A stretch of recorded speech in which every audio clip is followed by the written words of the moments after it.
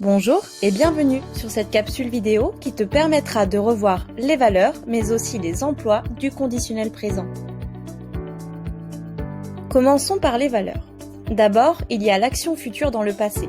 On parle alors d'une action qui n'a pas eu lieu mais dont nous savons qu'elle se réalisera. Par exemple, il savait qu'elle reviendrait le lendemain.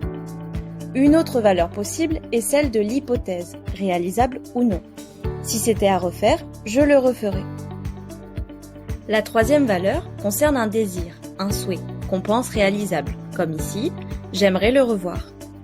Le conditionnel peut également permettre d'émettre une demande polie. Pourrais-tu m'aider?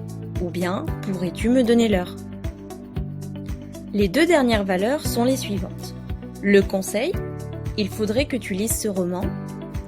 Et l'information incertaine, un fantôme hanterait ces lieux. Il s'agit là d'une information qui est partagée, mais dont nous n'avons aucune preuve ou certitude. Maintenant que cela est plus clair, je te propose de revoir les emplois du conditionnel présent. Il fait partie d'un système qui est dit hypothétique. Voyons cela ensemble de plus près. L'hypothèse peut exprimer une action portant sur l'avenir. L'action est encore réalisable et dite potentielle. On utilise alors la conjonction de subordination si, avec une hypothèse au passé et le conditionnel. Si tu t'entraînais, verbe à l'imparfait, tu réussirais, verbe au conditionnel présent.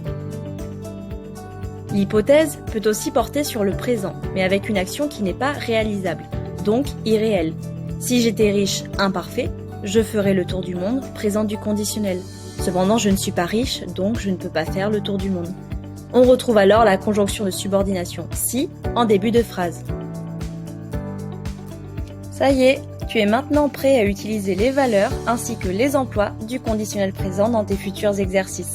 Si tu as d'autres questions, n'hésite pas à les poser en classe, à ton professeur ou à revoir plusieurs fois la vidéo. À bientôt!